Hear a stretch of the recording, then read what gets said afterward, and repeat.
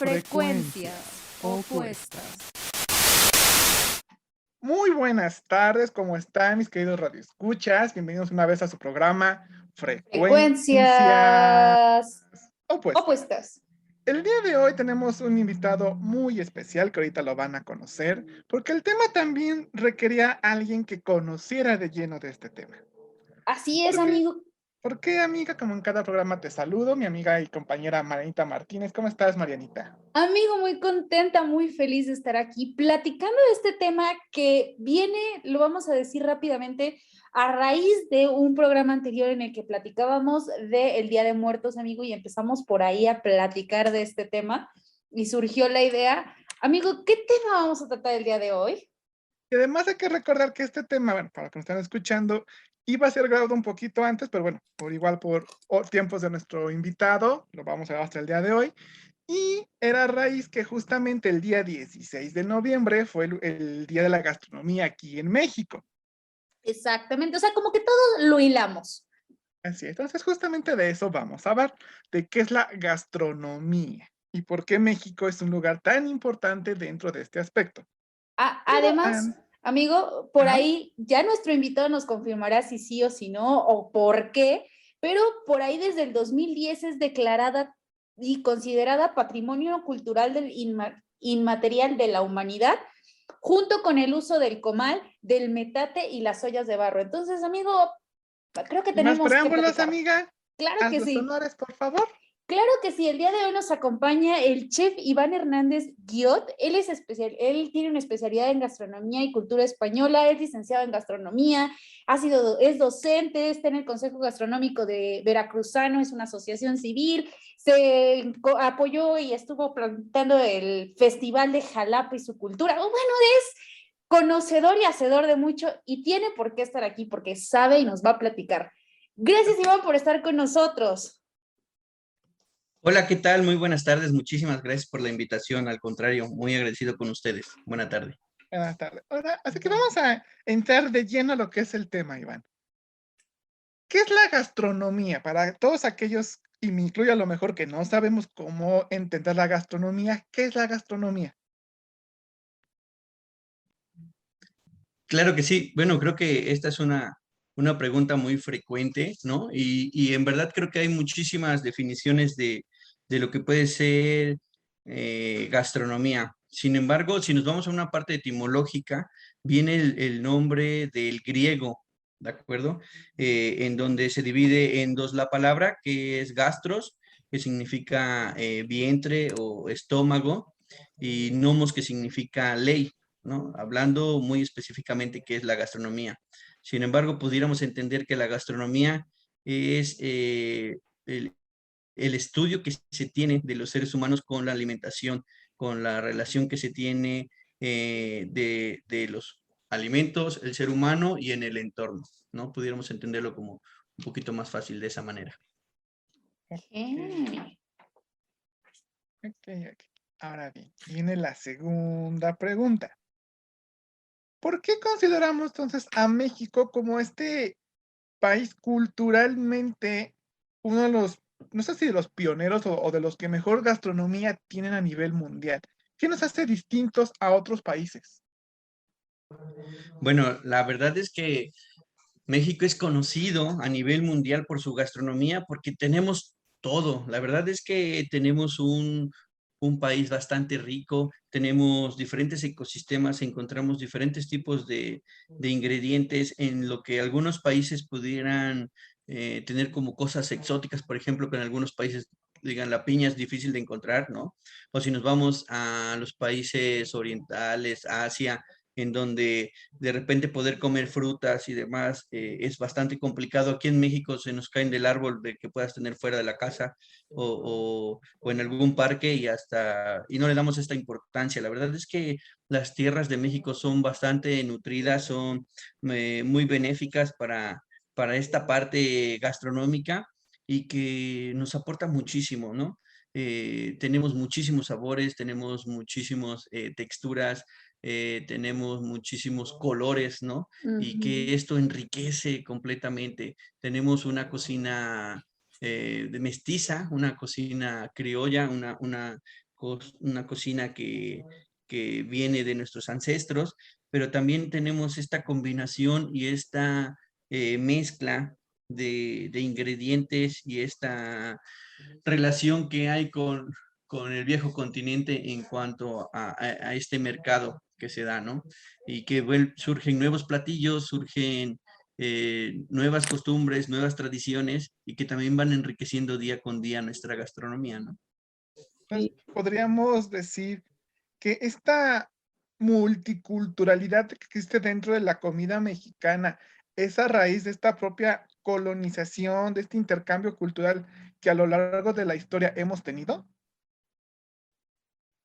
Sí, abona muchísimo, digo, a final de cuentas, recordemos que cuando llegaron y colonizaron, ¿no? Llegaron y asentaron los españoles, hicieron este cambio o nos trajeron este cambio de cultura, ¿no? Gastronómica, en donde primero pasaron por estas islas del Caribe y de repente vamos nosotros comprendiendo que hay ingredientes que son de aquí de México, sin embargo los trajeron de allá, ¿no? Recordemos, vámonos más atrás, en donde los españoles fueron colonizados o invadidos por árabes y nosotros tenemos esta parte también árabe, ¿no? En nuestros ingredientes, en nuestras formas de preparar algunos platillos y algunos ingredientes, ¿no? Y tan es así que recordemos todas las palabras que empiezan con al y aj, ¿no? Vienen de Arabia, ¿no? Por ejemplo, estamos hablando de un ajo, y ¿a qué no le ponemos ajo hoy en día en nuestra cocina? ¿Me explico?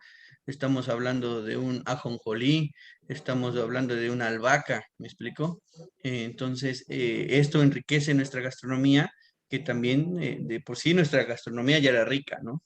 Empieza a tener estas variaciones y hoy en día somos una potencia mundial hablando gastronómicamente.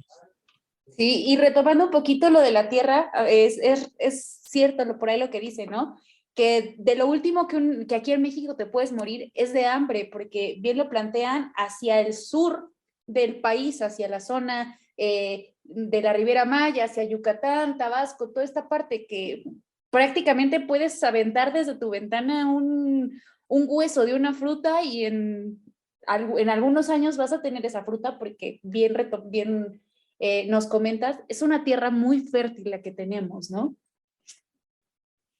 Sí, creo que ni siquiera es necesario irnos tan al sur, ¿me explico? Por ejemplo, les puedo dar mi versión de aquí, yo siendo local aquí en la ciudad de Jalapa, en la capital del estado de Veracruz, que precisamente tenemos esta fortuna, ¿no? De poder sembrar algo, poner un huesito y es cuestión de tiempo si se empieza a dar el fruto, ¿me explico? Claro. Son tierras bastante fértiles, tan es así que si lo vemos del otro lado, las industrias fuertes como Nestlé y Coca-Cola están asentadas aquí, ¿no? Porque Claro. precisamente todos los beneficios que se obtienen. Sí, sí, sí. Y eso, por ejemplo, mestizaje que tenemos de comida, pues ahora se acerca, ¿no? Tan solo la rosca de Reyes, bueno, no nada más la partimos aquí en México, ¿no? También lo tienen en España, nada más que lo llaman roscón, pero creo que es prácticamente lo mismo, entonces creo que sí es bastante interesante y que muchos platillos creo que también han surgido como por todo este mestizaje, ¿no? Por ejemplo, el mole poblano, que bueno, entre la colonia y todo esto que se van dando estas mezclas de sabores. Sí, creo que aquí estás comentando dos puntos bien importantes. Muchos de estos platillos que ya son nuestros, que ya nosotros los tenemos como mexicanizados, por ponerle un nombre, vienen precisamente de otras culturas, ¿no? En el caso de la rosca de Reyes y que también se le pone su muñequito allá en España, ¿no? Este, y que nosotros pensáramos que es propia, ¿no? De nuestro país. Hablamos de un arroz con leche que también es propio de ellos, hablamos de unos churros que también Claro. son por parte de ellos y que nosotros ya los tenemos muy identificados dentro de nuestra gastronomía, ¿no? Sí hay variaciones en algunas cosas, y no es por nada, yo la verdad, pues he probado, por ejemplo, el caso de los churros, ¿no? Y los que se hacen allá y son deliciosos, la verdad, pero los nuestros son más ricos, la verdad. Nosotros los perfeccionamos. Ellos los crearon, pero nosotros los perfeccionamos. Le pusimos Y el toque especial de este es lado. exactamente, ¿no? La verdad es que creo que si hacemos, en este caso, algunos platillos de una mejor manera.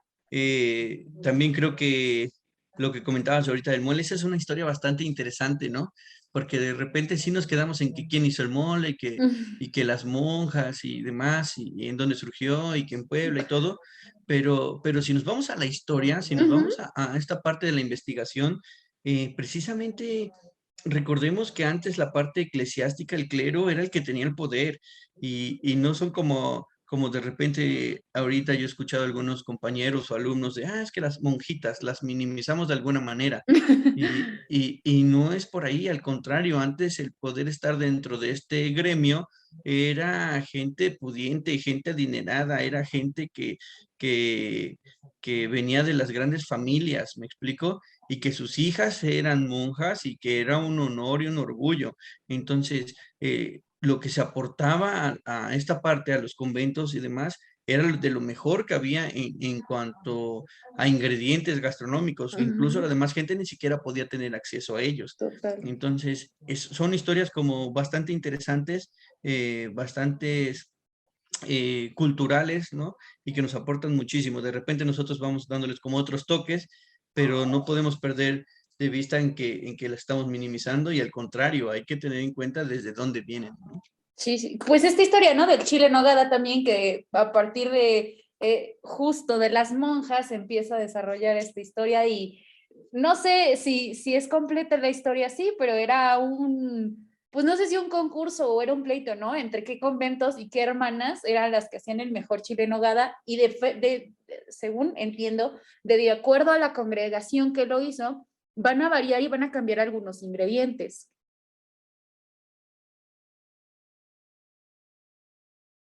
Sí, efectivamente. Bueno, de hecho eso se da porque precisamente no vamos a encontrar todos los ingredientes en partes más secas, por ejemplo, en San Luis Potosí o demás, ¿no? Ujú. Digo, los encontraremos en temporada, que es cuando se puede exportar a esas zonas, pero no es algo como que esté frecuente en estas zonas. Pero bastante interesante estas historias de los chiles en nogada, ¿no? Recordemos que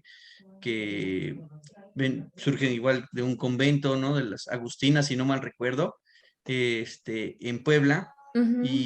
y precisamente en homenaje y en honor de Agustín de Iturbide, y que tiene que llevar estos tres colores precisamente por el lábaro patrio, ¿no? Claro. El verde, el blanco y el rojo, y que hoy en día incluso yo me he encontrado hasta gente que vende chiles en nogada rellenos de pollo, ¿me explico? Ujú. Y que son estas variantes y estas variaciones que, si hablamos de un platillo tradicional, no podría tener cabida en él, pero a final de cuentas a la gente le gusta, y la gente lo degusta, y creo que también es válido, ¿no? No es una regla única, ¿me explico? Y Claro. justamente que así como dice nuestro invitado, ¿no? Si es algo tradicional, no tendría que tener estas variantes, pero no, de donde estamos grabando este programa, hay un chile en nogada relleno de frijoles, que es en un lugar donde se come comida vegetariana. Entonces, pueden existir este tipo de variantes. Ahora, te voy a hacer otra pregunta, Iván. Sé de muy buena fuente que por ahí hiciste un, un documento, un reportaje, una investigación sobre el paste. ¿Qué nos puedes entonces tú comentar del paste con esta investigación que has hecho? Claro, la verdad es que es bastante interesante también la historia del paste, ¿no? En donde viene, si nos ponemos a observar o a recopilar todo este tipo de información, empezamos a comprender cómo era el estilo de vida, la forma de vida en aquellos tiempos, y me llama muchísimo la atención. El paste es una masa muerta, es una masa sencilla que viene precisamente desde un punto de vista británico, porque hubo esta colonización en el centro del país para explotar las minas. Eh, una de las cosas que viene el nombre del paste, se dice y se comenta que viene del postí, ¿no? Que era un alimento que se comía después de la hora del té. Pero el paste, ser un producto barato y sencillo, se empieza a llevar a las partes de las minas, se hace un trenzado especial para poder cerrar, es una, les repito, una masa muerta y se hace una especie de empanada y se hace un trenzado para poder cerrar esta empanada. Viene una parte más gruesa al momento de cerrarla, que es donde los mineros tomaban este paste, este trenzado, este alimento, para no poder ensuciar todo el alimento, ¿no? Y esta última parte era la que tiraban, no se la comían. Y bueno, de ahí ha surgido como esta parte del paste. Ahora en Pachuca, por ejemplo, en esta zona, es muy común que en diferentes puntos de la ciudad encuentres pastes, vas caminando, perdón, y te vas comiendo uno, ¿me explico? Y ahora aquí en Veracruz, incluso me atrevo a decir, ya aquí en Jalapa hay 2 o 3 lugares donde ya venden pastes, incluso hacia la carretera, la autopista de Jalapa, a Veracruz, en una caseta hay un lugar donde venden pastes, y va tomando como cada vez más fuerza, ¿no? Pero viene precisamente esta colonización, este cambio de culturas que nos trae gastronomía y que hoy en día las adaptamos y pregúntenle a alguien de esta ciudad de Pachuca, que es un paste y todo el mundo te va a saber decir la explicación, ¿no? Pero es bastante interesante toda la historia que hay detrás de este alimento, ¿no? Pero aquí tengo duda. Hay paste y hay empanada. ¿Cuál sería la diferencia entonces para todas estas personas que nos están escuchando y entiendan cuál es la diferencia? Ah, bueno, el paste es una masa muerta, es una masa sencilla. Y la empanada, sí, incluso ya las hacen hasta hojaldradas, ya las masas son diferentes, el cerrado es diferente, e incluso los rellenos son diferentes. Volvemos un poquito como lo que decíamos al principio, ¿no? ¿Qué pudiera ser un relleno tradicional, por ejemplo, de un paste? ¿Me explico? Que Ujú. estamos hablando de papa, ¿no? De frijoles, pero ya ahorita ya incluso los encontramos ya hasta con pollo, y los encontramos dulces y los encontramos, pero ya estamos hablando de empanadas, ya no estaríamos hablando de pastes. Para hacer esto tendríamos que tener los ingredientes principales, ¿no? Y la masa sobre todo. Sí, qué bueno que hacemos esta aclaración, porque sí hay mucha confusión. A veces es muy común que se pida un paste, por ejemplo, de mole, pero no es, ya nos has dicho que es una pasta diferente y al final las otras, bien lo dices, amigo, son empanadas. Entonces, creo que es importante, aunque a veces cuando queremos hablar de gastronomía, queremos hablar de como de otros estados o cosas así. Bueno, también, amigo, en nuestro estado tenemos este que es muy importante y hay que también saber cuál es uno y cuál es el otro y un poquito de la historia de lo que, de dónde viene y por qué surge, ¿no? Y como anotación yo voy a decir que la trencita de al final, esa es la masita, es muy buena. Ahora bien, Iván, dentro de donde tú eres, que es Veracruz, ¿cuál sería este alimento que digamos que sea como el aporte? Ujú. Bien, creo que Veracruz es muy variado, ¿no? Y si hablara yo de un solo ingrediente, seguramente me estaría yo poniendo en contra a muchas personas, porque precisamente acaba de pasar un festival gastronómico que se llama Veracruz Puerta de los Sabores, y el nombre es bien, bien preciso, ¿no? Nosotros Veracruz como puerta hacia Latinoamérica, ¿no? Hablando en esta parte de la colonización, este, creo que, creo que se da muchísimo este intercambio de ingredientes y muchísimo los que tuviéramos, pero bueno, creo que si pudiéramos empezar a identificar, pudiéramos hacer un top muy sencillo, a lo mejor de algunos ingredientes, pero te estaría hablando de café, sobre todo, te estaría hablando de vainilla, te estaría hablando de mariscos, ¿no? Porque tendríamos tan solo uno de los ingredientes o de los platillos muy reconocidos es, por ejemplo, el arroz a la tumbada, ¿no? En esta parte de Alvarado y demás, pero también tenemos cocina de alta montaña, tenemos cocina en donde todavía encontramos etnias y gente que cuida sus costumbres, y estamos hablando de cosas con masa, estamos hablando de cosas caldosas, para mantener precisamente el calor por estas partes del frío. Creo que es bastante variado, creo que es muy difícil poder poner tan solo un ingrediente, pero pues creo que estos podrían ser como de los más importantes. De ahí pues manejamos una gran variedad de ingredientes, ¿no? Vamos a ponerlo más fácil, por ejemplo, de ahí mismo, zona Veracruz, el estado de Veracruz. Top 3 de platillos, porque a lo mejor ingredientes se vuelve un poquito más difícil. Top 3 de platillos que digas. Estos tres son como de regla que te los comas aquí en Veracruz, no sé, norte, centro y sur, y que para que sepas y tengas este sabor a Veracruz. Claro, yo creo que sí sería como el arroz a la tumbada, ¿Ok? ¿no? Algo que es como una especie de paella, pero caldosa. Es deliciosa. Tenemos los pambazos aquí en la zona centro, sobre todo, que incluso tienen una característica el pambazo. El pambazo de aquí es pasado por harina, es blanco. Y el pambazo tradicional tiene que tener una especie de rosa al centro, ¿no? Que lo hacen los panaderos, los maestros panaderos, al momento de hacerle una especie de un pellizco a la masa para poderlo hornear. Y es un pan completamente suave y delicado y muy versátil. Lo podemos poner tanto con cosas dulces como con cosas saladas. Pero lo tradicional sería ponerle frijoles, lechuga, tomate, pollo, ¿me explico? O queso, rajas de chile. Eso sería como una parte tradicional. A lo mejor no lo vas a encontrar digo, en muchos restaurantes los vas a encontrar como parte de antojería, ¿no? Ok. Pero sí es algo que tienes que comer, sobre todo por la parte centro del país, que a lo mejor estamos acostumbrados a otro tipo de pambazo, a los fritos o a los Ujú. llenos de salsa.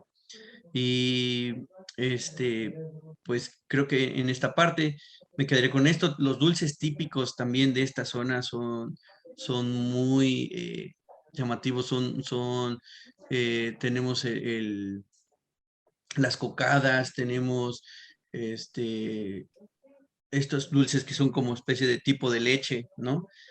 Macarrones y demás, que creo que también son algo que deben de probar. Y para finalizar, pues un rico café de Veracruz, que recordemos que estamos cerca de Coatepec.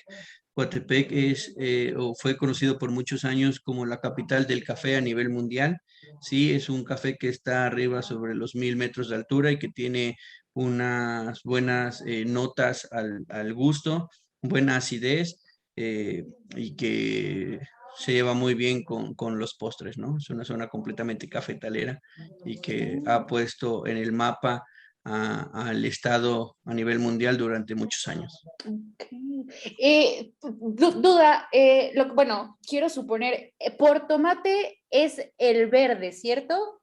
Porque yo quiero hacer aquí como una anotación. Aquí en el centro, entre el tomate y el jitomate, tenemos una discusión junto con el norte, que uno es tomate y el otro es tomatillo. Sucede lo mismo aquí, pero creo que es el revés, porque si no mal recuerdo, creo que en el norte, ¿Ok? jitomate es el verde y tomate es el rojo, o algo así. También aquí hay una variante para nosotros: jitomate es el rojo Ujú. y tomate es el verde, pero en algunos lugares el tomatillo es el verde, ¿no? Creo Ok. que eso cambia geográficamente, pero sí, jitomate o tomate en esta zona sí tiene esta diferencia también. Ok, ok. Sí, muy parecido aquí en el centro, ¿no? Que también el tomate es el verde y el jitomate es el rojo. Yo te comienzo a Exacto. hacer esta parte, Iván. ¿Y a qué se debería esta variación de los nombres de los ingredientes, no? Y pongo un ejemplo muy concreto. Para nosotros aquí en la región del centro, para ser más específico, aquí en Hidalgo o en Pachuca, va a ser aún más específico, una tulancingueña es una tortilla doblada que lleva jamón, queso amarillo, lleva chile chipotle, cebolla y jitomate, ¿no? Pero si nos movemos a otros municipios dentro del mismo estado, la tulancingueña no es eso. Ni siquiera la conocen, ¿no? Tenemos el caso del queso Oaxaca, que tiene otro nombre Quesillo. completamente distinto. Entonces, ¿a qué se debe estas variaciones en los nombres? Bien, recordemos también que creo que algo bien importante es que México es inmenso, gracias a Dios, ¿no? Y todavía fuera más, porque gran parte de Estados Unidos, pero, por ejemplo, en esta diferencia les comparto, ¿no? España prácticamente cabe 3 veces en México. Ujú. Y de repente esta parte multicultural, ¿no? En donde de repente estos ingredientes pudieron haber llegado, lógicamente, primero a Veracruz y después empezarlos a llevar a los diferentes lugares, pues a lo mejor el nombre que se le va quedando, porque así lo conoció el abuelo o la bisabuela, y de repente esos son los nombres que se van quedando y se van arraigando y se vuelven parte de nuestra cultura. Hay una historia que regularmente se la cuento a los alumnos, en donde, y me permito contarla rápido en este espacio, en donde hay una chica que le está pidiendo a su mamá que le enseñe a cocinar la cena de fin de año, donde siempre cocinan lo mismo, le cocinan lomo. Entonces agarra a la mamá, le enseña y la hija ve que la mamá le corta unos cuantos centímetros al lomo a los laterales, ¿sí? Alrededor de 4 dedos entre lado y lado. Y lo hornea, ¿no? Y se le queda viendo a la hija, a la mamá, y le dice, oye mamá, ¿y por qué le cortas los lados al lomo? Y le dice, no sé, hija, tu abuelita sí me enseñó, pregúntale a ella. Entonces la hija va con la abuelita y la abuelita le dice, le explica del platillo y le dice, oye abuelita, pero también yo vi que mi mamá le cortó las orillas al lomo. Y le dice, ¿por qué lo hacen? Dice que tú le enseñaste. Y dice, no sé, hija, así me enseñó mi mamá, pregúntale a tu bisabuelita. Y ya la niña va y le pregunta a la bisabuelita, oye bisabuelita, mira, hice este platillo, mi mamá me enseñó, pero le cortamos las orillas al lomo, porque mi abuela así le enseñó, pero mi abuela dice que no sabe que tú así le enseñaste, ¿por qué? ¿Y por qué le cortamos las orillas al lomo? Y dice la bisabuelita, lo que pasa es que en mi horno no me cabía el lomo completo. ¿Me explico? Y de repente vamos nosotros aprendiendo o escuchando historias que de repente se van quedando con nosotros, las vamos haciendo nuestras, pero en realidad ni siquiera sabemos el por qué se van dando este tipo de cosas. Y creo que eso puede ser en esta parte de las culturas, las diferentes culturas, en que si de repente a algún lugar le llamamos jitomate, en otro tomate y en otro tomatillo, puede ser porque a lo mejor hace tiempo, hace años, en donde se empezó a dar este tipo de ingredientes y productos, empezaron a surgir, no, es que allá lo llamábamos de esta manera, ¿no? Claro.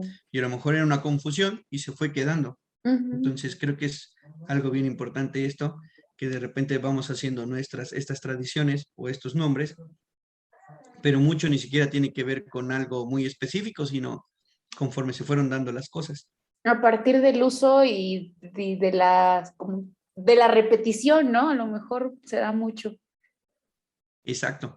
Seguramente si hoy en día en nuestra casa nosotros enseñamos algo a nuestra familia a hacerlo de esta manera, por ejemplo, en mi caso, que yo soy chef, que estoy metido en este ámbito de la gastronomía y que yo le puedo enseñar a mi hija a cómo cocinar algo, ella lo enseñará a sus hijos en su momento y va a decir, pues mi papá era chef y así lo hacía, ¿me explico? Ujú, Pero a ujú. lo mejor para mí era por practicidad o por rapidez o no sé, algo por el estilo. Sí, claro. A lo mejor el mango, en vez de que lo partieras en cubitos, son rodajas y bueno, pues así se puede ir, ¿no? Claro, exactamente. Y vamos rompiendo como estas ideologías o estas, vamos dando estas variantes por gustos muchas veces, ¿no? Como comentas, a lo mejor un platillo muy tradicional en España es el bacalao a la vizcaína, ¿no? Porque viene de Ujú. Vizcaya precisamente. Y nosotros aquí en la parte de Veracruz hacemos un bacalao a la vizcaína, pero el bacalao lo encontramos seco, lo encontramos en Claro. sal, que hay que ponerlo en sal 2, 3 noches y estarlo cambiando para que podamos quitarle toda esta salazón. Y Claro. nosotros le agregamos chiles y pimientos y demás, y en trozos y toda esta parte, cuando en realidad la vizcaína es una salsa, ¿no? Ujú. Y en España se licúa esto y nada más se baña el bacalao, y nosotros lo hacemos como con pedacitos y en cuadritos, y en cubitos, y ¿me explico? Sí, Hacemos sí, una sí. variante del verdadero platillo, ni siquiera lo hacemos salsa, lo hacemos caldoso, pero no es que licuemos todos estos ingredientes como se hace allá. Entonces Ok. vienen aquí estas variantes que es a las que me refiero. Ok. ¿Les parece si hacemos una pequeña pausa y regresamos para nuestro segundo bloque? Sí, señor. Claro que sí. regresamos aquí a Frecuencias opuestas. Esto es Frecuencias Opuestas. Regresamos. Y estamos de vuelta aquí en Frecuencias opuestas. Antes de este corte estábamos hablando justamente de esta parte de cómo se van diferenciando los platillos de un lugar a otro y se van agregando nuevos ingredientes. ¿No? Esta parte de que hablábamos del bacalao, ¿no? Que es una región específica con sus ingredientes que actualmente, bueno, ya lo podemos encontrar, y pongo aquí un caso concreto, ¿no? En lugar de que sea bacalao, lo podemos sustituir por atún con los mismos ingredientes, ¿o no? Sí, precisamente estas son las variantes que vamos encontrando, ¿no? Y que las vamos haciendo también muchas veces por la practicidad de poder encontrar estos ingredientes. A lo mejor es más difícil poder encontrar bacalao, y que a lo mejor ahorita en estas fechas decembrinas sí es más común en estos centros semilleros o bodegones en donde vamos a encontrar frutos secos y todo, pero a lo mejor a mediados del año si se te antoja un bacalao es muy difícil poder encontrarlo en las mismas condiciones. Entonces empezamos a tener estas variantes que precisamente son las que se nos van presentando y lo podemos hacer con atún o lo podemos hacer con algún otro tipo de pescado, ¿me explico? Y yo creo que quisiera sumar que también encontramos, o se hacen estas variantes a partir, pues, de una adquisición y una, pues, posibilidad en el bolsillo, ¿no? Creo que si de algo podemos presumir es que nuestra gastronomía no tiene a veces como mucho desperdicio, ¿no? O sea, tan solo de un maíz, de una sola mazorca de maíz, todo lo que puedes hacer y todo, o sea, a todo lo que puedes llegar. Entonces, yo creo que también estos cambios en platillos, pues a veces son o por temporadas o justo porque aunque uno no quiera, se ven obligados, ¿no? Sí, claro, creo que eso es bien importante. Incluso algo que estás comentando ahorita, que no hay muchos desperdicios y demás, no sé si han visto en estas redes sociales, creo que TikTok hay un video donde sale una chica diciendo que es un chilaquil, ¿no? Que es una tortilla frita y demás, y entonces, ¿qué es una flauta?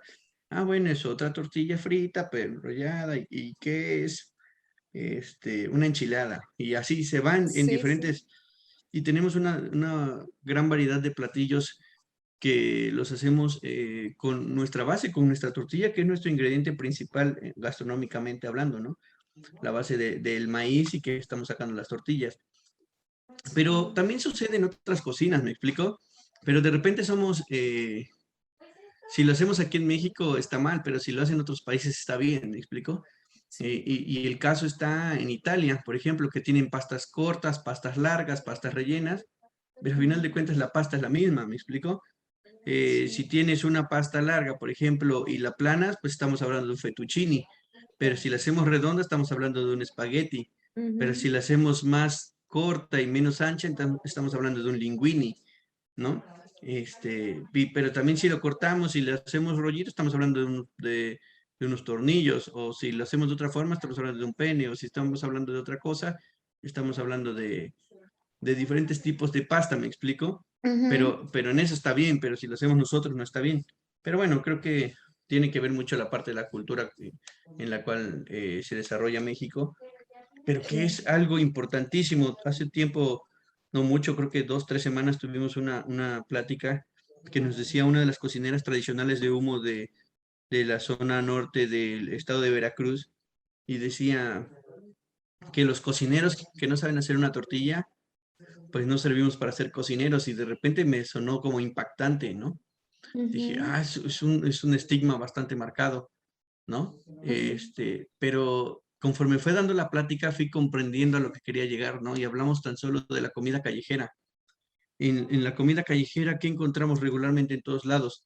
Estamos encontrando eh, tacos en todas partes, ¿me explico? Pero todo es una base de tortilla. Y si vas a comer a la esquina, estás hablando de tacos al pastor, pero si no son tacos árabes, y si no, estamos hablando de tacos de maciza, de suadero, de tripa, de lo que me quieras decir, ¿me explico? O el fin de semana si compras chicharrón y demás, y es a base de taco. Entonces, creo que a este punto quiere llegar, ¿no? En el que tenemos que darle el punto importante gastronómicamente hablando a un ingrediente tan principal como es el maíz y en el producto que se puede sacar como es la tortilla, ¿no? Ahora, con todo esto que nos estás explicando, Iván, a mí me surgió una pregunta. ¿Qué le estaría aportando como tal México al mundo en cuanto a gastronomía? Además de los tacos, ¿no? Porque creo que ya los tacos, o sea, los tratan de hacer en todos lados. Cada quien tendrá las recetas de cómo lo quiera hacer, que dicen que no hay mejores tacos aquellos que han tenido posibilidades de viajar por muchas partes del mundo y aquellos que vienen de otras partes del mundo, dicen que indiscutiblemente el taco mexicano es el taco mexicano, pero aquí dentro del país. Claro, fíjate que, por ejemplo, en Madrid había un lugar de un restaurante mexicano que te vendía tamales, por ejemplo, y te vendía tacos, pero pues lógicamente no vamos a encontrar los ingredientes porque esto lo importan, ¿no? Claro. Y es bien complicado, pero, pero sí, la cocina mexicana es reconocida a nivel mundial. Obviamente la gente va porque es muy, muy picosa, muy sazonada y todo, pero creo que hay más allá de esto. Tan solo algo que yo te puedo decir que México dio al mundo, brindó al mundo, es el cacao, ¿no? Okay. Pero nosotros no hemos dado ese punto importante en el cacao. Sí, estamos orgullosos de que viene de aquí, pero Francia lo perfeccionó, ¿me explico? Y ellos son los grandes maestros chocolateros. Entonces, ¿por qué siendo nosotros el país en donde está, no lo podemos hacer de esa manera? Te puedo decir otra cosa, el jitomate, ¿no?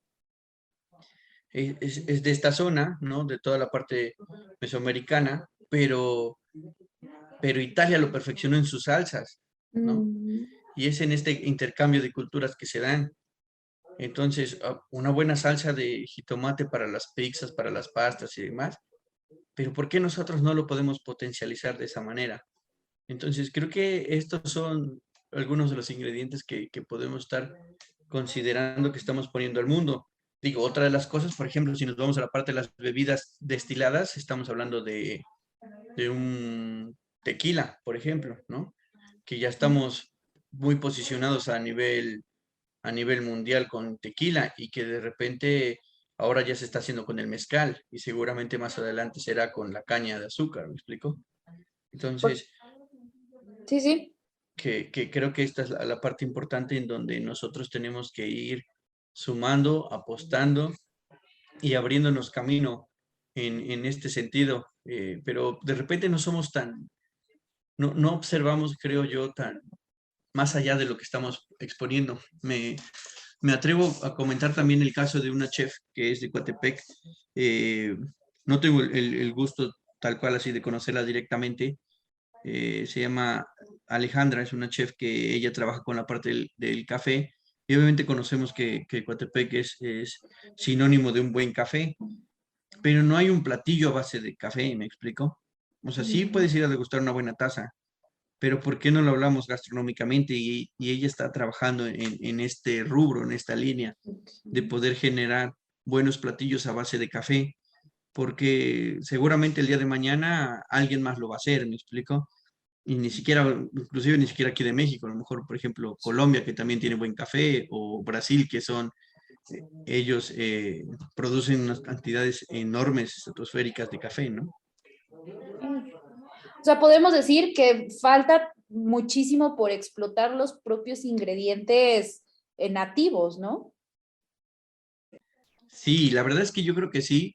De repente nosotros, es que la parte de la gastronomía, el gremio gastronómico, de repente, de una manera muy personal, ¿eh? Creo que somos como muy envidiosos con nosotros mismos, ¿saben? En el sentido de que sí estamos exponiendo, sí estamos hablando, pero no lo damos a conocer. De repente estamos más preocupados por estarnos discutiendo en qué es mejor si la cocina tradicional o la cocina contemporánea. O de repente si hablas con algún chef o algún cocinero que está metido en estas ondas de cocina de autor o de cocina molecular, No falta quien diga, ah, cocina molecular ya, eso ya quedó atrás y demás, pero a él le gusta esta parte, ¿me explico? De repente nunca podemos estar a gusto o dándole gusto a todos y estamos más preocupados por estas discusiones que empezar a ver qué es lo que podemos generar más adelante, el rescatar, por ejemplo, los platillos tradicionales, el seguir comprándoles a las personas que vienen de otros pueblos cercanos y que nos venden sus productos naturales, ¿no? Sin insecticidas, que son productos que puedes ir caminando y hasta los puedes ir arrancando a orilla de carretera para poder llegar a hacerte un buen platillo a tu casa, ¿me explico? Entonces creo que esa es la parte importante. Aquí tengo Como una el, duda. sí, Espérame. Hablaste de comida tradicional, de comida típica, pero dijiste comida molecular. ¿Esta a qué se refiere? Bien, bien, es que el término de cocina molecular es bien vasto, pero la cocina molecular empezó por Ferran Adrià, que es un sinónimo de alta gastronomía en España, en el país ibérico, y que se dio a conocer a nivel mundial. Sin embargo, si nos vamos muy a detalle de qué es lo que hizo él tenía un restaurante que se llamaba El Bulli, en donde incluso pasabas meses para poder reservar, incluso un año, ¿no? En donde de repente querías ir a comer y pasaban meses, ¿sabes qué? La reservación queda hasta para abril, por ejemplo, ¿no? Si estás reservando ahorita. Entonces, lo que él hacía era generaba experiencias y muchos de los chefs también grandes de allá empezaron a hacer este tipo de experiencias gastronómicas, en donde lo que se hace es meter aditamentos eh, a la parte de la gastronomía. Es decir, tú puedes hacer un falso caviar, ¿sí? Son estas pequeñas esferas muy chiquitas en donde que te sepa a frijoles, por ejemplo, ¿no? Y de repente dices, ¿cómo le puedo meter un sabor a esto? Pero es por los tipos de aditamento que estamos utilizando. Pero estos aditamentos se han usado toda la vida, ¿no? Se utilizan en las mayonesas, se utilizan en los aderezos, se utilizan en las mermeladas, se utilizan en la parte en la industria alimentaria. Lo que él hizo fue llevarlo a un nivel de restaurante. Y obviamente esto fue un boom. Me explico, pero si hablamos de una cocina, eh, si nos vamos a ser más específicos y más exactos, una cocina molecular es la que hacemos todos los días, ¿no? Le llamamos cocina molecular a esta parte del uso de aditamentos y demás, por eso un nombre que recibió, pero cocina molecular es, por ejemplo, hacer un huevo. ¿Cuál es la consistencia de un huevo tal cual que acabo de poner la gallina? Pero yo lo parto, lo llevo a un sartén y lo hago un huevo estrellado, ¿me explico? Estoy hablando, estoy haciendo el cambio de moléculas, entonces ya estoy haciendo cocina molecular. Entonces, más bien sería como la cocina con aditamentos que nos va a ayudar a retardar cosas, que nos va a ayudar a dar otro tipo de texturas, que nos va a poder ayudar a hacer esferificaciones, geles, aires, espumas, y vamos a encontrar este tipo de platillos muy diferentes. Por ahí había un menú que hacía Arsac, si no mal recuerdo, en donde en una de las temporadas que él tuvo en su restaurante, estaban en un corte de carne y uno de los meseros, ¿no? Que se llaman camareros allá en España, porque allá en España el poder ser camarero se estudia, es una licenciatura, ¿no? ok. Este, y ponían una rama de romero cerca de el olfato del comensal para el momento en que estuviera comiendo su carne, pudiera oler el romero y que la carne le supiera a romero, ¿me explico? Porque el olfato y el gusto van completamente Claro. ligados. Entonces, esta es la siguiente temporada él mismo lo mejoró e hizo una especie como de un aroma dentro tapaba el platillo y le metía humo con aroma a romero. Entonces, al momento que destapaban el platillo, todo salía como esta especie de vapor que lo estaba respirando mientras estaba comiendo, ¿no? Ya no tenía un camarero junto a él parado. Entonces, y desde ahí empezamos a generar este tipo de experiencias, que eso estamos hablando de los 90, por ejemplo, cuando se empezó a dar, y que nosotros hoy en día algunos lugares lo siguen haciendo, porque también en México empezó a llegar, no se detonó al 100%, pero también no es malo que alguien lo quiera seguir haciendo, ¿me explico? Al contrario, es bueno, y si esa es su línea en la gastronomía, pues adelante, ¿no? Le digo, a veces estamos más preocupados porque si no somos tradicionales o porque usamos este tipo de técnicas o demás, pero pues yo creo que mientras sigamos investigando y sigamos aportando y sigamos enseñando la parte de la gastronomía, cualquier área es buena, ¿no? Que Entonces, como en Adelante. todo, perdón amigo, que como en todo, ¿no? Independientemente de la profesión o de lo que hagas, siempre viene en este juego de nombres, a veces, lo voy a plantear de esta manera, a veces son tan rimbombantes que le queremos poner para hacerlo sentir un plus a o un mejor a cualquier otro y no, o sea, pues es, para todos hay gustos y para todos están las opciones, ¿no? O esta misma línea de, es que es cocina artesanal. Bueno, creo que toda la cocina puede ser artesanal, ¿no? La que haces o cocina gourmet, ¿no? Bueno, pues por ahí comentaba en alguna ocasión mi papá que él cree que toda la cocina, incluso la que haces en tu casa, pues es una cocina gourmet, ¿no? Porque el término gourmet en especial, ¿cuál es? Estaría interesante partir de ahí.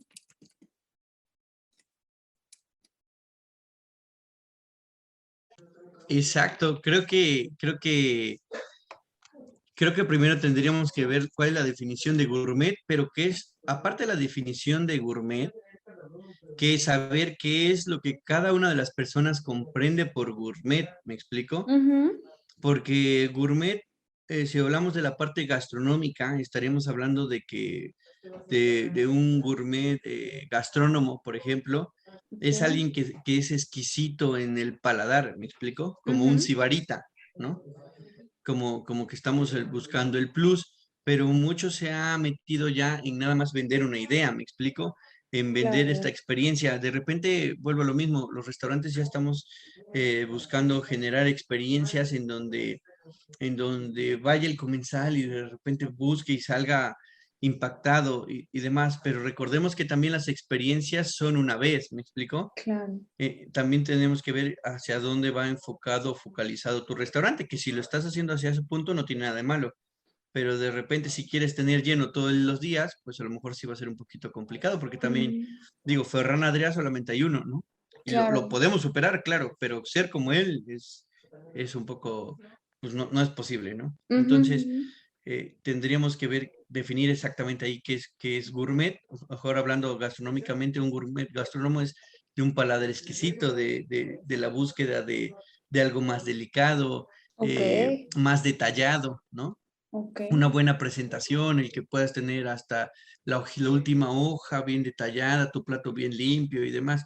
Pero incluso hay un dicho que dice que cuando comes en tu casa, come como si estuvieras con los reyes, para que cuando comas con los reyes, comas como si estuvieras en tu casa, ¿no? Ujú. Y de repente el saber utilizar los cubiertos, de qué lado se pone, de qué lado se sirve, de qué lado se retira, ¿no? A Claro, lo claro. mejor creo que estas normas de etiqueta y demás, que a veces no somos tan dados a ellos, Sí. somos digo, pues a lo mejor en confianza en casa y demás, hasta que, ay, ya le pellizqué tantito, ¿me explico? Porque es parte también de nosotros, de nuestra cultura, ¿no? Ujú, Pero ujú. hablando de nuestra cultura y hablando siempre, y fíjate, esto lo hago poniendo en un sistema francés, ¿me explico? Ok. Porque regularmente, bueno, no regularmente, en realidad ellos fueron los que pusieron una normatividad y reglas, porque en la cocina no había una regla, todo el mundo se hacía cargo de todo y todo el mundo hacía lo que quisiera y de Ok. repente no había muchos resultados. Y ellos dijeron, Augusto Escoffier fue quien uno de ellos que dijo, vamos a ponerle orden a la cocina y Ok. va a haber un chef de salsas, y va a haber un chef de pescados, y va a haber un chef de, de carnes, y va a haber un chef, ¿me explico? Sí, Y sí. fueron poniéndole este orden.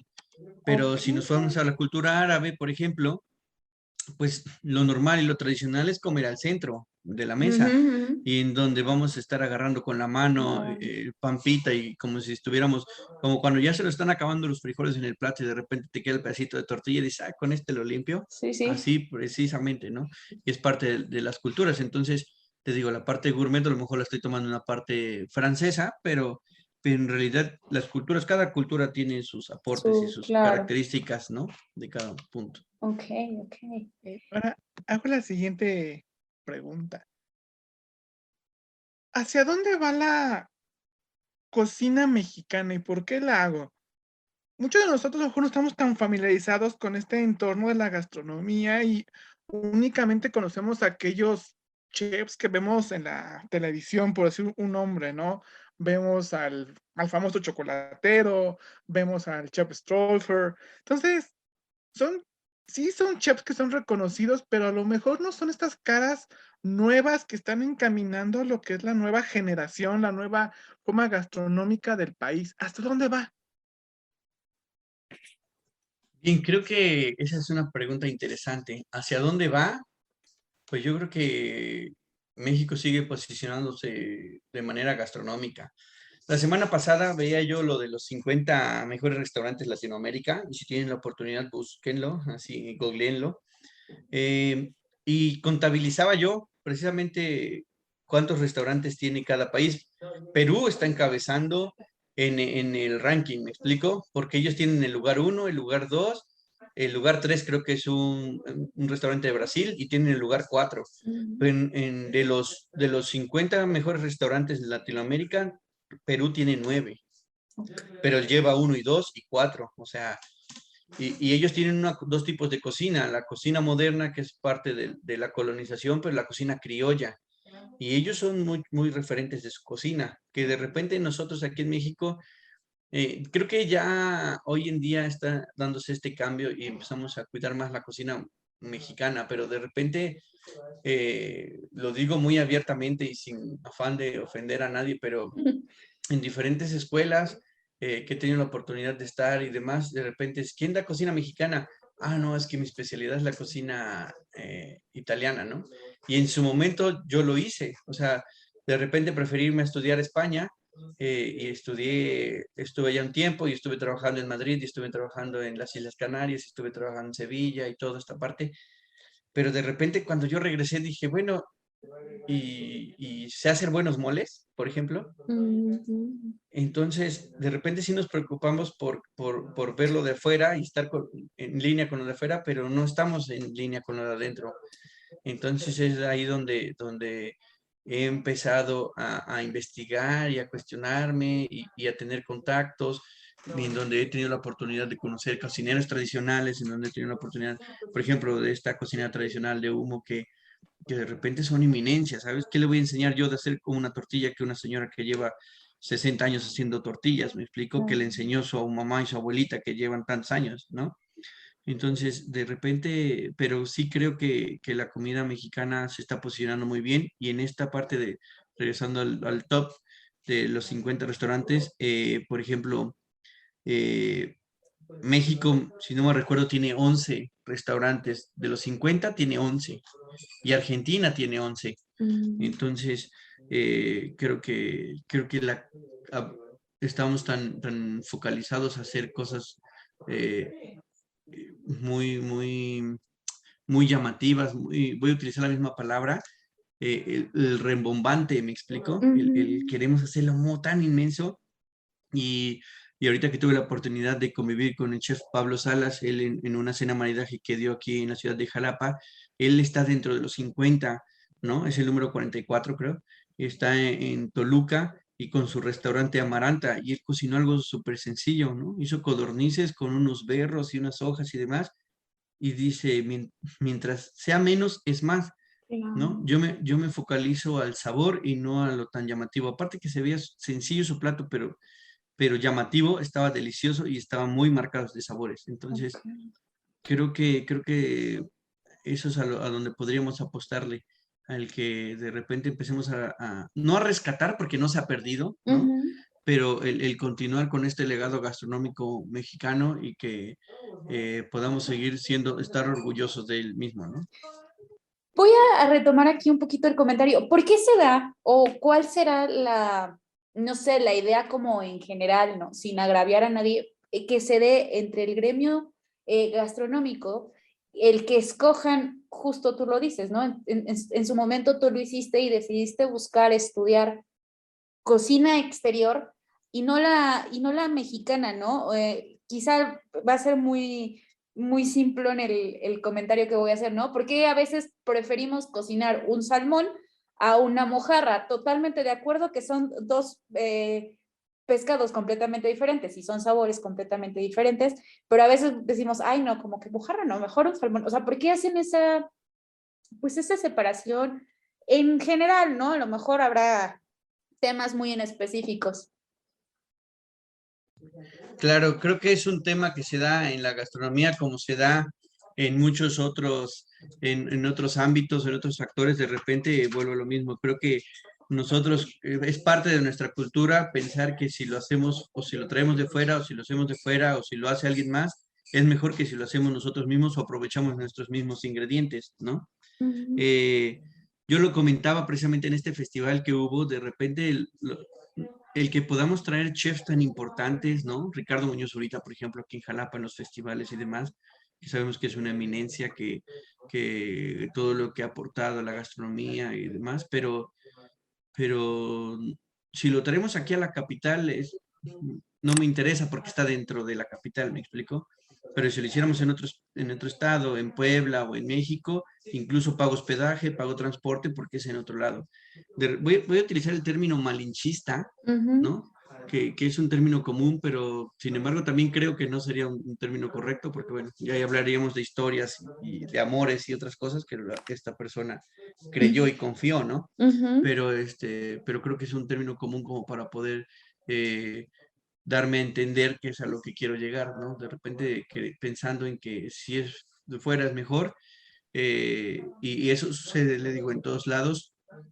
De repente no apoyamos aquí a los emprendedores mexicanos y de repente se van a otro país y ¡pum!, ¿no? O sea, dan este brinco enorme porque sí hay apoyos y sí creen en las personas, ¿no? Entonces creo que eso puede ser una de las cosas importantes. Repito, creo que el que a lo mejor si hacemos un salmón lo vamos a ver mejor porque no es un pescado de aquí, es un pescado que a lo mejor le puedo dar un corte y le puedo solamente el poder sellar la superficie y comerlo casi crudo y toda esta parte, ¿no? O hacerle un carpaccio y demás. Pero pero también lo podemos hacer con pescados de aquí, ¿no? O sea, Ujú. tenemos buenos ceviches, por ejemplo, ¿no? Pero al ser como más de pueblo o más cercano, creemos que no tiene como el mismo nivel. Pero bueno, yo creo que es parte ya de la idiosincrasia de aquí, de nosotros y de las ideologías. Entonces, amigo, ¿te acuerdas de este programa que en alguna ocasión platicábamos que decía que México tiene mucho talento, pero falta apoyarlo? La gastronomía no se queda perdida, o sea, creo que igual hay muchos así como en Estados Unidos que han premiado mucho y esto aquí nos los están planteando clarísimo, amigo, pues no hay apoyo No, ya, de nosotros mismos, ¿no? exactamente. Sí, exactamente hay uno, Gaitán, me parece que es Carlos Gaitán, que está en Estados Unidos. Él se fue de indocumentado, como Ujú. muchos otros, y empezó a trabajar allá en Estados Unidos, lavando de Stuart, lavando platos, y de ahí le fueron dando la oportunidad de entrar a la cocina y demás, y ahora es un chef que tiene estrella Michelin, ¿me Ujú, explico? O sea, ujú. es Que este máximo importantísimo. reconocimiento, digamos, ¿no? Dentro de la gastronomía. Claro, ¿no? Y ¿por qué no lo puedo hacer aquí, no? Porque no tenemos las mismas condiciones, ni las mismas oportunidades, ni la misma visión que muchas otras personas pudieran haber tenido, ¿no? Claro.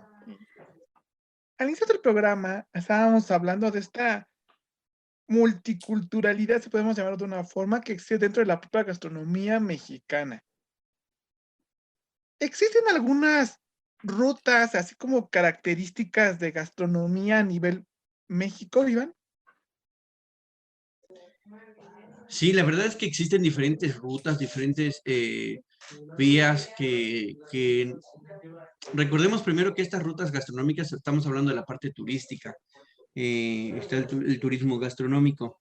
Dentro de estas rutas gastronómicas, que seguramente cada estado tendrá las suyas más marcadas, porque también hay ciertos beneficios para poderlas dar a conocer, ¿no? Eh, por ejemplo, aquí en el estado de Veracruz podemos estar hablando de la ruta gastronómica de altas montañas, ¿no? Pero que también no es como una ley. Por ejemplo, hay una revista muy conocida aquí en el estado de Veracruz que se llama Ruta de la Niebla y que también ellos hacen su ruta gastronómica de Cortés, ¿me explico? Y se van por donde fue la ruta donde pasó y qué es lo que se va comiendo. Entonces, tenemos unas rutas gastronómicas de la Riviera Maya, tenemos rutas gastronómicas del Bajío, tenemos rutas gastronómicas de Baja California, ¿no? Y cada una te va dando, regularmente buscamos una bebida tradicional con alimentos tradicionales, ¿no? Que en este caso puede ser mezcal, tequila, cerveza, licores, como el verde, como los de nanche, como el de café, ¿no? O aguardientes y destilados, ¿no? Entonces, siempre estamos en esta búsqueda y de repente lo que se nos da a conocer, recordemos que también nuestra cocina era cocina de campo, cocina de, pues, de zona de trabajo, ¿no? Se le llama cocina de pobres, literalmente, pero no con el afán de segmentar o de minimizar a alguien, sino pues es cocina de campo Partiendo y de la trabajo. historia, ¿no? Al final, lo que al principio nos comentabas, bueno, pues nosotros en un inicio, en donde cocinabas, pues al fogón y, o sea, como que muy rústico, no sé si le podríamos, si quieres, cambiar un poquito la palabra para que no quieran Claro, crea sentirse despectivo al comentario, pero no lo es, o sea, al final, pues no es como que es, tuviéramos estufas, ¿verdad? es exactamente, y vienen estas estufas de leña que hoy en día se están recuperando también. Y hay un platillo muy tradicional, por ejemplo, ¿conocen la discada norteña? Sí, ¿No? Entonces, esta discada precisamente se hacía con el disco de los arados, ¿no? sí, sí. Y que se hacía al sol y que se hacía brasas y demás. Y hoy en día, si vas al norte, tienes que comer una discada, ¿me explico? Ujú, ujú. Pero de ahí viene la parte tradicional, de dónde surgen los platillos y cubriendo estas necesidades de poder comer, ¿no? Claro. Así como en su momento lo hizo los pastes con los mineros. Ujú, ujú. Entonces, creo que esa es la parte importante e interesante, ¿no? Esta cúmulo de ingredientes en donde, pues esto es lo que tengo y esto es lo que voy a hacer y cómo lo aprovecho. Y les digo, no hay mayor ejemplo que la discada. Pues tengo estos discos grandes que a lo mejor están parados y detenidos, pues aquí mismo los cocino, ¿me explico? Sí, sí. Sí, es a partir de lo que tienes, ¿no? O sea, y además creo que, no sé, para eso las mamás son expertas, ¿no? Abren el refri, tengo esto, bueno, voy a preparar esto de comer y ya, ¿no? Entonces se vuelven expertas con los ingredientes que tienen a su alcance y lo que tienen, ¿no? O los utensilios que también tienen, ¿no? Exacto, exacto. También lo bueno de esto es que no hay recetas únicas, ¿no? Hablemos Claro. de un mole, por ejemplo, y quién me dice cuál es la receta tradicional, tal cual. Eh, por ejemplo, aquí en Jalapa, en la capital, estamos a media hora de Jico, Ujú. que es un pueblo mágico, y estamos a media hora de Naulinco, ¿no? Que también es otro pueblo mágico, y de repente el que podamos encontrar como los diferentes moles, unos son dulces y el otro es almendrado pero picoso, pero si te vas casa por casa, seguramente vamos a encontrar características diferentes, en donde aquí el mole jiqueño, no, yo primero eh, frío la galleta, yo no le pongo galleta, yo frío la galleta con el plátano macho, yo lo frío aparte. Yo le pongo el chile desde un principio. No, yo primero lo martajo y lo dejo en agua por no sé qué. ¿Me explico?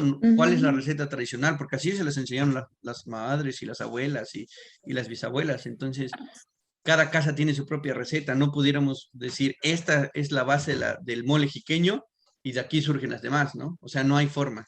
Sí, no. Y esta parte justamente que dices, ¿no? Hay un sinfín de mole, está mole verde, mole rojo, pues haber un mole de Jamaica, mole rosado, entonces hay esta variedad de acorde a qué elemento le vas agregando, qué elemento le vas quitando para generar un sabor distinto. Exactamente, yo en un concurso que entré en gastronomía, hice un mole con unos compañeros, hicimos un mole blanco, ¿no? Le pusimos dióxido de Mm. titanio para blanquearlo y lo hicimos con chiles güeros y demás.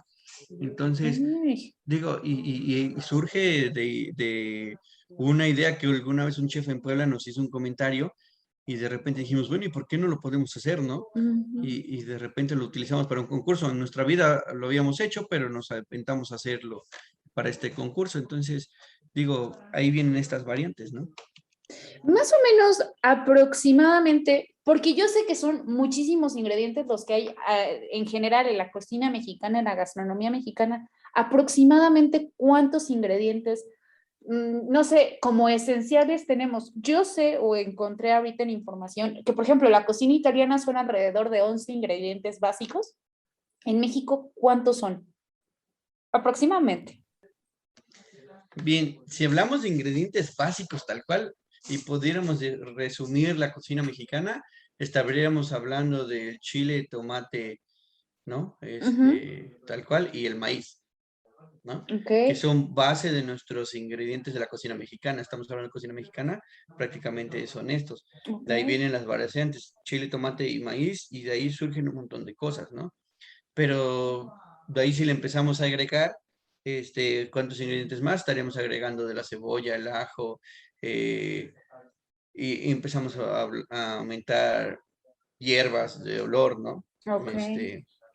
Orégano, romero, tomillo, epazote, cilantro, perejil, y ahí nos fuéramos, ¿no? Tal cual. Y depende en cada zona, Claro. ¿no?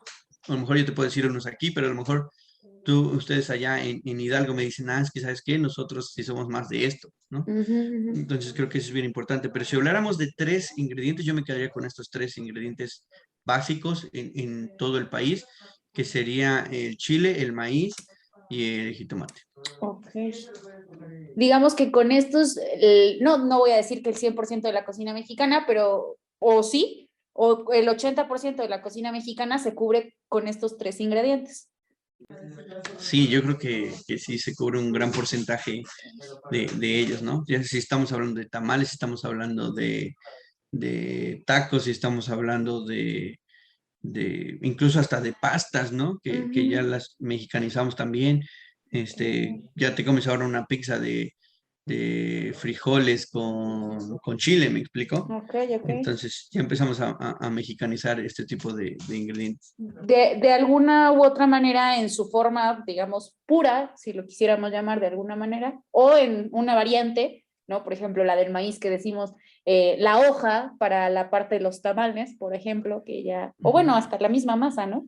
Sí, el totomostle se llama la hoja de maíz, Ujú. se llama totomostle, que es precisamente la que se utiliza para hacer los tamales. Claro, ok. Ahora, estás hablando de ingredientes en particular, ¿no? Y vamos a hablar del maíz. El maíz es un ingrediente fundamental dentro de la comida mexicana y todo el mundo dice, existen dos tipos de maíz, ¿no? El maíz blanco y el maíz azul, pero hay un sinfín de maíces, ¿es cierto? Sí, no me atrevo a decir un número de cuántos maíces hay, ¿eh? O posiblemente quede yo muy errado, pero hay una gran variedad de maíces. Una cosa es el maíz que se domesticó, porque al final de cuentas son plantas silvestres, y es el que nosotros trabajamos, pero en realidad el maíz es, vaya, un sinfín y hay algunos que se están rescatando, y hay azules, y hay amarillos, y hay rojos, y hay morados, y hay negros, y los colores intermedios entre cada uno, y el tamaño de la mazorca. Algunos son de grano corto, otros son de grano largo, otros son más anchitos, otros la mazorca es más gordita, otras más la alargada y más delgada. O sea, es un sinfín de maíces, ¿no? ¿Saben En ese sentido. diferente o todos tienen el mismo sabor? No, saben diferente. Sí Ok. tienen ciertas características. Ujú. Este, por ejemplo, no sé si han probado la tortilla de masa blanca y la tortilla de masa negra, ¿no? Ujú. Sí, sí. De repente, si no somos tan delicados a lo mejor para comer, no, hay gente que de repente, pues me supo igual, ¿me explico? Claro. Pero de repente si al momento de comerla la degustas un poco, dices, no, sí tiene un sabor diferente, ¿no? Ujú. Entonces, sí presenta ciertas características diferentes, porque también las tierras donde se dan son diferentes y tenemos que hablar, ya hablamos de otros procesos y otras cosas, como los metales y minerales que encontramos en la tierra, ¿no? Ok. Ok. Todo influye. Todo Sí, influye. claro, ¿Les parece si hacemos otra pausa y regresamos a nuestro último bloque? ¿correcto? Entonces regresamos aquí a frecuencias Frecuencias opuestas. opuestas. Esto es Frecuencias Opuestas. Regresamos. Ok, estamos hablando entonces de esta gran diversidad, antes de irnos al corte, que existe dentro de la comida mexicana, los diferentes tipos que existen de maíz o de combinaciones que podían existir. Y hago una pregunta, Iván, ya como para ir encaminándonos hasta esta cierre del programa. ¿Qué tan fuerte o qué tanto apoyo existe por parte de los, en tu experiencia como docente, de los padres hacia los hijos que quieren estudiar gastronomía? ¿Todavía hay tabús en cuanto a si un hombre puede o no puede? Bien, yo creo que también eso es parte de la cultura. Creo que cada vez es más frecuente que se vaya rompiendo con estos estigmas, con estos paradigmas que se tienen en cuanto a la cocina, ¿no? Eh, de repente el que antes se tuviera como la cocina es para las mujeres y punto. Pero no, la cocina es un arte, la cocina es más que esto, es satisfacer a las personas que están comiendo, que están degustando, que queden satisfechas con lo que nosotros estamos preparando y creo que cada vez hay más gente abierta a que se puedan desarrollar este tipo de actividades. En el tiempo que llevo dentro de la parte académica, ¿no? Sí me ha tocado de todo, de repente que hasta los mismos padres me han dicho, yo la verdad no quería que estudiara mi hijo gastronomía, pero ahora que veo lo que está haciendo, vaya, yo soy el primero en que lo impulsa a que siga estudiando, ¿no? De repente no tiene que ver la cocina con la feminidad, ni mucho menos, sino con el que nos guste transmitir nuestras emociones por medio de los alimentos, el cómo los vamos transformando, porque les digo, esto es un arte, esto es el que te guste transformarlo. Ahora hablamos de la gastronomía, pero la gastronomía abarca muchísimas cosas, ¿no? Un licenciado en gastronomía se vuelve contador, se vuelve administrador, se vuelve publirelacionista, se vuelve mercadólogo, se vuelve psicólogo, se vuelve de todo, ¿me explico? Entonces, pero sí, creo que vamos rompiendo como estos estigmas que se están dando en la parte gastronómica. Hablaste Podríamos, una... Adelante, mi mente. perdón, podríamos decir, claro, con toda su nivel de dificultades y de requerimientos que tiene como cualquier otra profesión y el nivel de importancia que tiene como cualquier otra profesión, porque ninguna es mejor que la otra, es noble. O sea, yo entiendo que va a haber discusiones y va a haber pleitos entre los mismos integrantes del gremio, pero es noble, o sea, no es tan violento entrar a una cocina, ¿no? Bueno, es noble y en eso de violento tendríamos que definir qué es violento entre una cocina. Porque, digo, la vieja escuela, hoy en día creo que todo esto va cambiando, también las generaciones van cambiando, ¿no? Okay. Y de repente en esto nos adentramos un poquito en esta parte que la generación de cristal y todo el rollo, pero, pero estas son generaciones que se van terminando también, pero que sí eran fuertes, eran rudas. Entrar en una cocina es tener agallas y tener valor y a lo que viene, porque se te viene, la gente viene cuando, tú tienes que tener la idea de que cuando la gente llega y se sienta en la mesa, bueno, en la silla, ¿no? Del restaurante, ¿no? O sea, es porque quiere comer, ¿me explico? Y tienes que hacer lo más rápido posible el servicio, pero pueden llegar 120 personas al mismo tiempo a querer comer. Y tú tienes que tener las suficientes habilidades, destrezas, herramientas, capacidades, ¿sí? Para poder sacar todos los platillos al mismo tiempo. Eh, y de repente esto empieza a generar un estrés, pero es un estrés rico, ¿no? En donde sí es cierto que se vuelve violento en algún momento, también no voy a decir que no. Este, y no en todas las cocinas, ¿no? Pero a mí sí me ha tocado estar en algunas cocinas en donde, en algunas aprendí muchísimo de una persona que jamás lo vi que se sulfurara porque tuvieron mucho servicio, ¿me explicó? Siempre me decía, Iván, tú tranquilo, Iván esto, Iván el otro, sígueme. Y me daba esta confianza, pero también he estado en cocinas hasta donde me han aventado las cosas en los pies y en la espalda de, Iván, corre a lavar, llévatelo y no sé qué. Y urge, ¿me explicó? Y de repente tú dices, bueno, ¿y en qué momento pasó? Pero te empiezas a adentrar como a este ritmo de trabajo y ritmo de vida en donde todo urge y todo urge y todo urge y todo urge. Y en donde tú no tengas se llama algo que se llama previo, las preparaciones previas para poder dar el servicio se llama mise en place. Es Okay. en donde tú no tengas este mise en place bien elaborado, donde no tengas los cortes suficientes. Por ejemplo, si te toca decorar los platillos y tienes que tener como los suficientes cortecitos, se llama topping, el toque final a la decoración. En donde no lo tengas, en donde tus salsas no tengas la suficiente cantidad de salsas, en donde no tengas la suficientes cantidad de platillos y vas a dar pastas y a lo mejor porcionadas las pastas correspondientes, no sé. Esos minutos que no le brindaste antes a tu servicio son los que te van a estar correteando todo el servicio, ¿me explico? Luego no hay forma de reponerse. Entonces ya por experiencia tienes que tener un mise en place bien hecho y en donde nada más estás sirviendo y sirviendo y sirviendo y reabasteciendo, pero ya lo tienes elaborado, ¿me explico? Porque si no, es un término muy común utilizarlo en la cocina, es encamotarse, ¿no? Te vas a encamotar todo el servicio, ¿no? Ok, entonces lo podría yo replantear a partir de esta explicación, que es muy noble y lo puedes trabajar cuando hay una buena organización. Y es noble porque recibe a casi cualquier persona que esté dispuesto a aprenderlo y a trabajarlo. Sí, creo que en eso sí. Ah, justo acabas de decir una palabra muy correcta. Es noble y de alguna manera se puede hacer un buen trabajo si hay una buena organización previa, ¿no?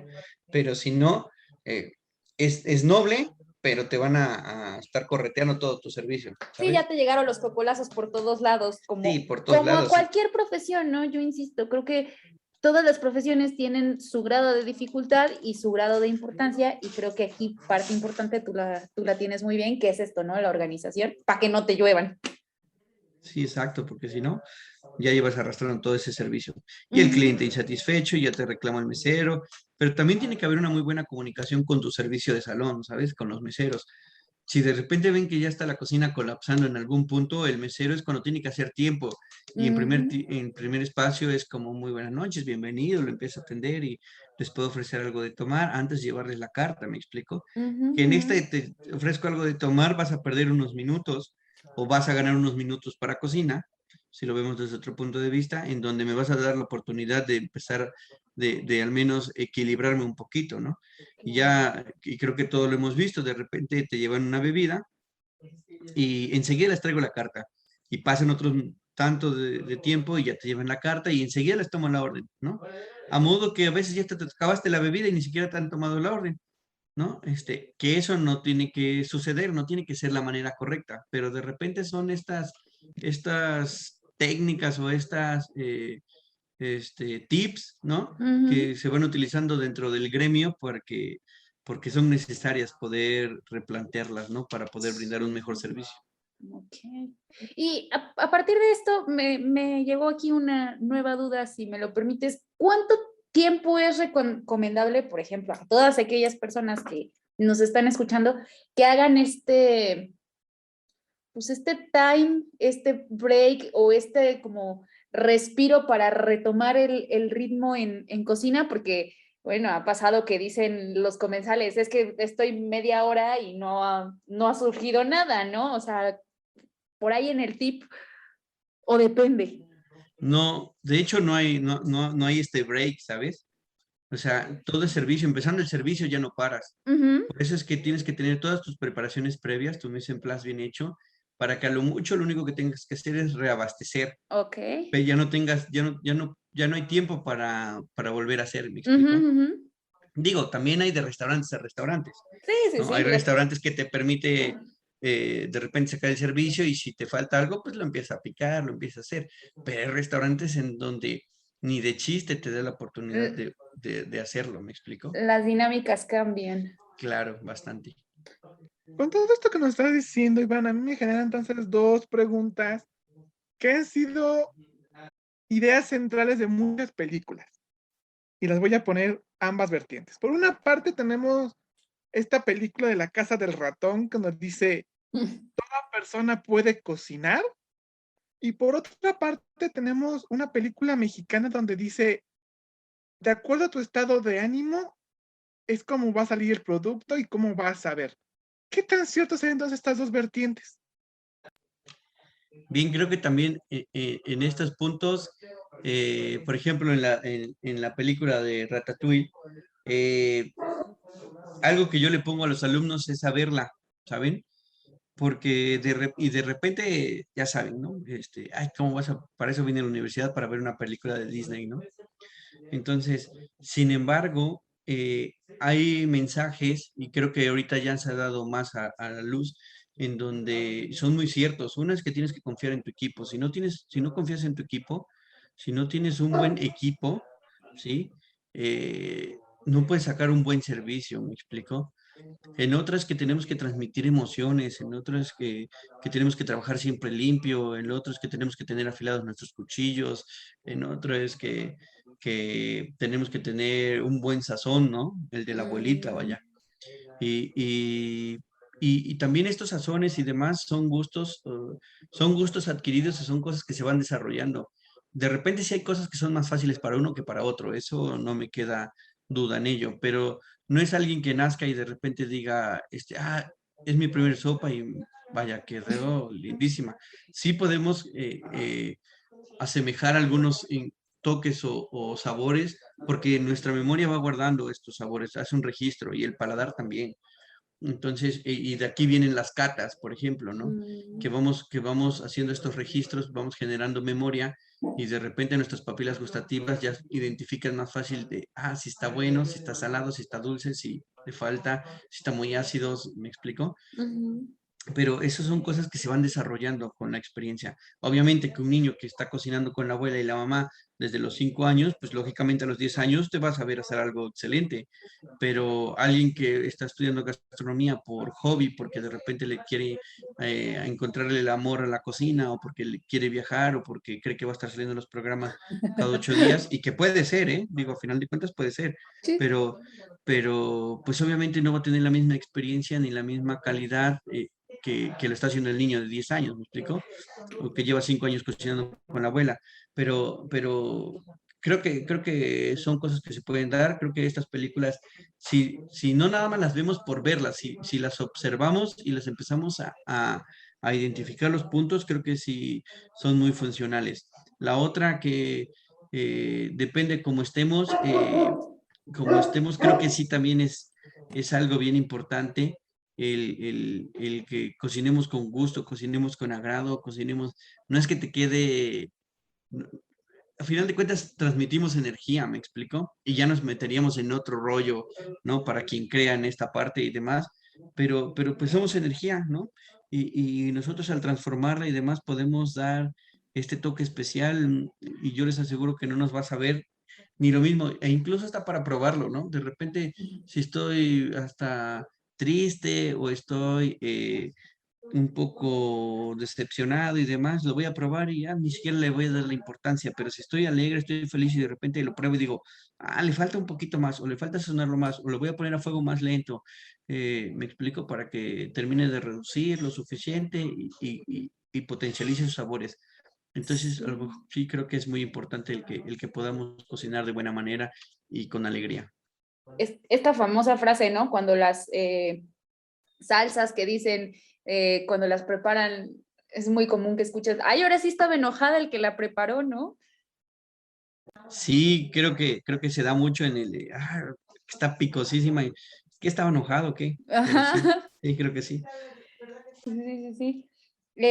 Y bueno, ya para ir cerrando y para ir concluyendo esta plática que tenemos hoy, ¿con qué nos quedamos de todo esto para entender una parte de la gastronomía mexicana? Yo creo que entender la gastronomía mexicana, pues se necesitan muchos años de estudio y muchas ganas por querer entenderla, pero ¿con qué idea, por ejemplo, nos podemos quedar a manera de decirle al exterior, a los que no están aquí en México, la maravilla que tenemos por gastronomía mexicana, aquellos que, no sé, tienen esta espinita por estudiar la gastronomía mexicana o esta parte de dejar de ser lo que tú decías, ¿no? Malinchistas con nuestra propia comida y darnos como esta oportunidad de conocerla. Creo que, creo que algo que debemos de tener claro es que precisamente la gastronomía mexicana versa en esta mezcla de ingredientes, ¿no? Diversos, donde podemos encontrar platillos que llevan más de 80 ingredientes y en donde podemos encontrar platillos que llevan 5 ingredientes, ¿me explico? es completamente distante este tipo de preparaciones, pero que el día, al final del día, perdón, encontramos una gastronomía nutrida y basta. Que la comida mexicana no es esta Tex-Mex, ¿no? Que de repente muchos países, tuve la oportunidad de hablar con unos ecuatorianos la semana pasada precisamente, y me decían, es que en Ecuador, obviamente la cocina mexicana es Tex-Mex, ¿no? Burritos y demás. Entonces, pero a final de cuentas, esta parte de frontera, pues ellos lo han comercializado y lo han comercializado bien, ¿me explico? Pero nosotros vamos más allá, la cocina mexicana son tradiciones, la cocina mexicana es cocina que se hace con tiempo, ¿no? Es parte de la cultura en donde las señoras de las diferentes casas se juntaban para poder hacer unos buenos tamales, para poder hacer un buen mole y pasaban tiempo en los fogones de leña platicando, discutiendo algunas cosas, pero no dejando de moverle la pala, me explico, y donde se va cocinando todo a su tiempo y lento, no apresuramos ningún proceso de la cocina mexicana, en donde la cocina mexicana sabe a humo, sabe a leña, sabe precisamente a esta mezcla de ingredientes, en donde trabajamos muy bien el maíz, en donde hacemos muy buenas salsas, en donde trabajamos con piedra todavía estas salsas, me explico, en estos molcajetes o hacemos el maíz con estos metates y creo que esa es la parte importante de la cocina mexicana, ¿no? Que no la perdamos, ¿no? Como cocina tradicional, tal cual, eh, que seamos dignos representantes de ella, que ojalá más gente se sume a poder desarrollar esta cocina tradicional, ¿no? Y que estemos orgullosos, que no veamos en miras en otras cocinas cuando nosotros tenemos grandes cosas que dar a conocer al mundo. Ok. Amiga, ¿tú con qué te quedarías para ir cerrando este programa? ¿Yo con qué me quedo? Creo que también voy a retomar un poquito el comentario que nos está haciendo aquí el chef, es que la veamos más allá de lo comercial. Creo que la gastronomía en todo el país, ¿no? Norte, centro, sur, es muy rica, muy variada. Retomando un poquito esta parte de las pláticas en los fogones y esto, es muy común. Y, por ejemplo, incluso en muchas novelas mexicanas o en mucho del entretenimiento mexicano, siempre enfocan y siempre muestran como la parte de la cocina y no sé si se han puesto como curiosos en sus casas, que la mayor plática que se puede hacer en cada casa es en una cocina.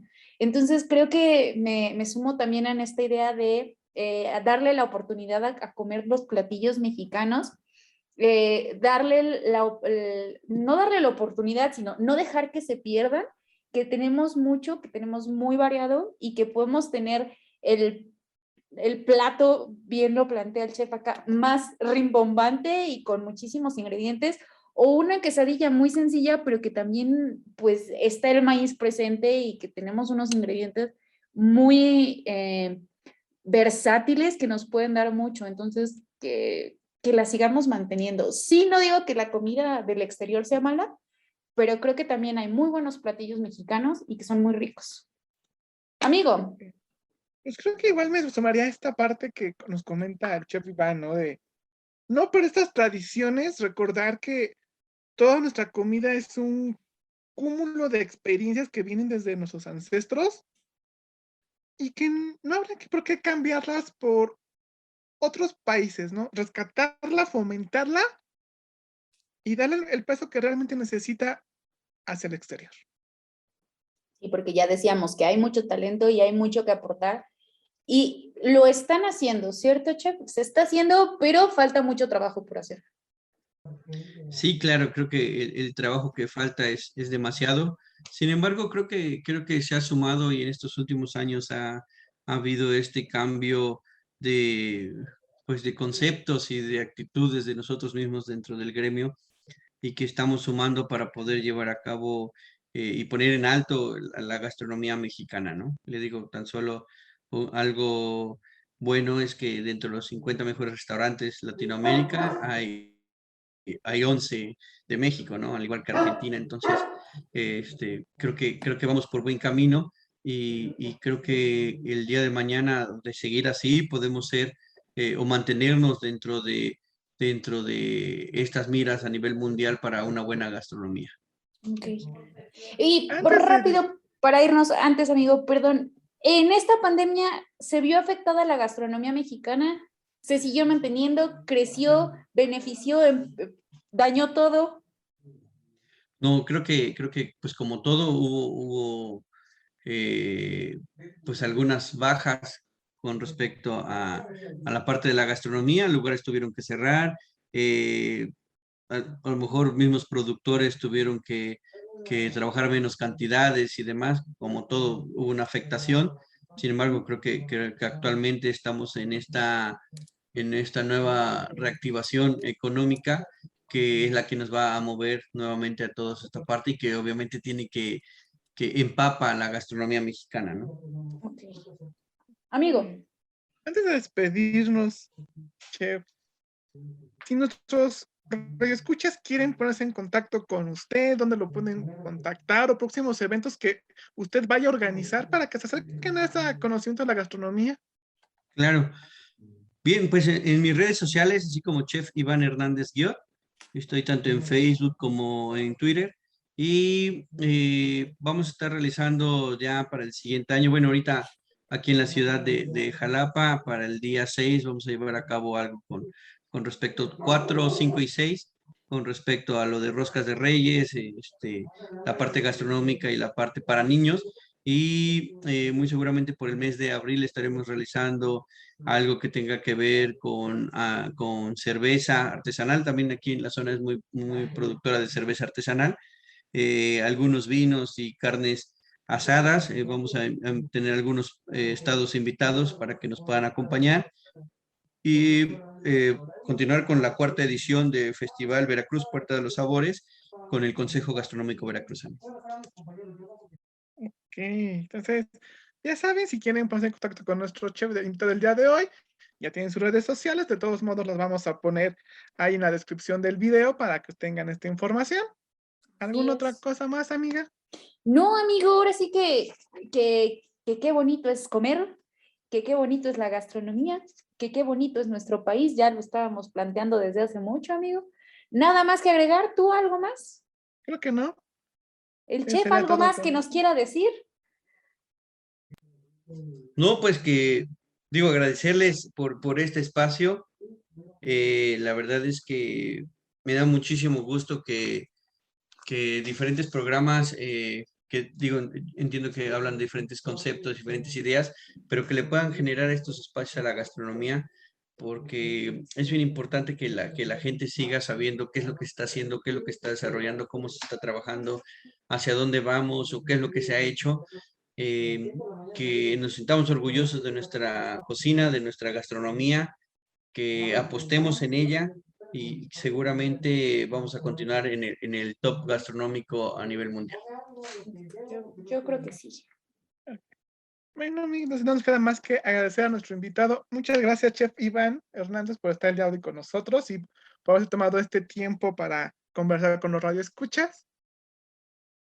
No, al contrario, gracias a ustedes por la invitación y cualquier otro día que quieran sigamos platicando, con mucho gusto. O si hay alguna plática que quiera venir a decirnos, oigan, tengo adelante, es su espacio.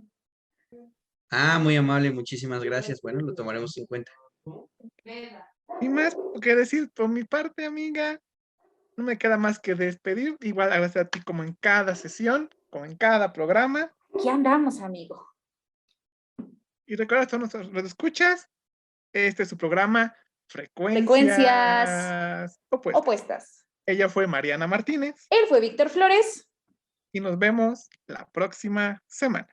Adiós. Adiós. Bye. Esto fue Frecuencias opuestas. Hasta la próxima.